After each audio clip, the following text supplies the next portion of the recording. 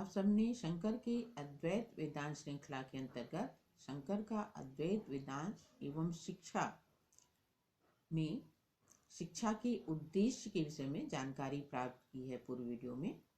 अब इस वीडियो में आप पाठ्यक्रम के संबंध में जानकारी प्राप्त करेंगे। दोस्तों, शंकर ने 3 प्रकार की सत्ता बतलाई है: प्रतिभाषिक सत्ता, व्यावहारिक सत्ता और पारमार्थिक सत्ता। प्रतिभाषिक सत्ता वह सत्ता है जो प्रतीति काल में सत्य प्रतीत होती है, अर्थात वे विषय जो क्षण भर के लिए प्रकट होते हैं किंतु वास्तविक जगत या अवस्था में अनुभवों से बाधित हो जाते हैं। जैसे भ्रम की स्थिति। भ्रम में आप उदाहरण देख सकते हैं, जैसे रस्सी में सर्प की प्रतीति होना, और जब हमें ज्ञान हो जाता है कि नहीं, ये वास्तव में सर्प नहीं रस्सी है, तो प्रतीति काल में तो वो सर्प प्रतीत हुआ लेकिन वास्तव में वो रस्सी था। इसी तरह स्वप्न में, जब हम स्वप्न से हटते हैं, जब हमारी निद्रा टूटती है, तो हमें लगता है कि ये तो उस समय स्वप्न तक तो वो सत्य था लेकिन बाद में वह असत्य हो जाता है। इसी तरह कल्पना, हम मनुष्य बहुत सी कल्पनाएं करते रहते हैं। कल्पना में वो सत्य भी हमें लगने लगता है, लेकिन जब हम कल्पना से बाहर आते हैं तो ये असत्य प्रतीत होने लगता है। दूसरा है व्यवहारिक सत्ता। व्यवहारिक सत्ता वह सत्ता है जो व्यवहारिक जगत में दिखाई देता है और जो परिवर्तनशील है, जो जैसे नित्य प्रति के व्यवहार, नित्य प्रति में व्यवहार में आने वाली वस्तुएं, घटनाएं इत्यादि। लेकिन ये क्या है? परिवर्तनशील है। तीसरा है पारमार्थिक सत्ता। पारमार्थिक सत्ता ही शंकर के हिसाब से शुद्ध सत्ता है।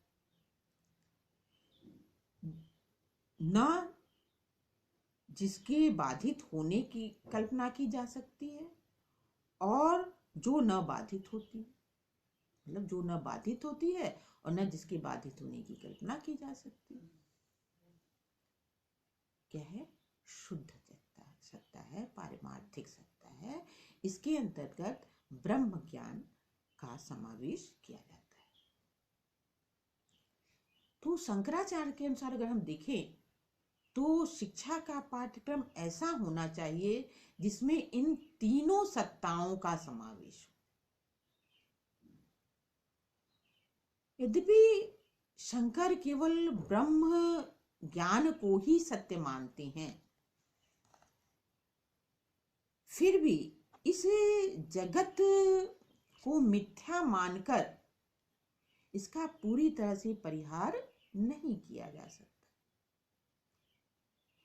शंकराचार्य के अनुसार यह जगत तथा इस जगत से संबंधित ज्ञान व्यवहारिक दृष्टि से सत्य है, लेकिन वहीं पारमार्थिक दृष्टि से अपेक्षाकृत कम सत्य है या कही जा सकते हैं। इस तरह से हम अगर पाठ्यक्रम के संबंध में देखें तो पाठ्यक्रम को हम शंकर के हिसाब से 2 वर्गों में विभाजित कर सकते हैं। एक पारमार्थिक और दूसरा है व्यवहारिक। पारमार्थिक विषय के अंतर्गत आत्मा, ब्रह्म से संबंधित ज्ञान को सम्मिलित किया जा सकता है और पाठ्यक्रम में दर्शन, धर्म, साहित्य जैसे विषयों का समावेश किया जाना चाहिए।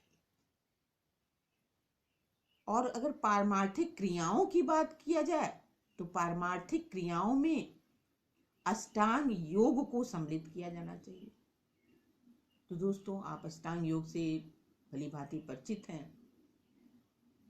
आप लोगों में से जिन लोगों ने भी मेरे योग दर्शन से संबंधित वीडियोस देखे होंगे, वो पूरी तरह से अष्टांग योग को जान रहे होंगे। अष्टांग योग में 8 अंग होते हैं, इसलिए इसको अष्टांग योग बोले जाते हैं। यम, नियम, आसन, प्राणायाम, प्रत्याहार, धारणा, ध्यान, समाधि। तो पारमार्थिक क्रियाओं के अंतर्गत भी अष्टांग योग को सम्मिलित किया जाना चाहिए, ऐसा मानते हैं। दूसरा है व्यवहारिक विषय, जिसके अंतर्गत इस संसार को समझने तथा इसमें सुचारू रूप से समायोजित होने के लिए आवश्यक ज्ञान का समावेश किया जाता है। इस तरह पाठ्यक्रम में व्यवहारिक ज्ञान जैसे भाषा है, गणित है, चिकित्सा शास्त्र है को सम्मिलित किया जाना चाहिए। और व्यवहारिक क्रिया को अगर हम सम्मिलित करने की बात करें तो व्यवहारिक क्रिया में आसन, व्यायाम, ब्रह्मचर्य का पालन को सम्मिलित किया जाना चाहिए। तो इस तरह से दोस्तों आज आपने जाना कि शंकर के अद्वैत वेदांत के अनुसार पाठ्यक्रम कैसा होना चाहिए। तो आज का वीडियो मैं यहीं समाप्त कर रही हूँ। नेक्स्ट वीडियो में आप इसी क्रम में शंकर के अद्वैत वेदांत और शिक्षा के अंतर्गत शिक्षण विधियों के विषय में जानकारी प्राप्त करेंगे। तब तक के लिए आप सबको धन्यवाद।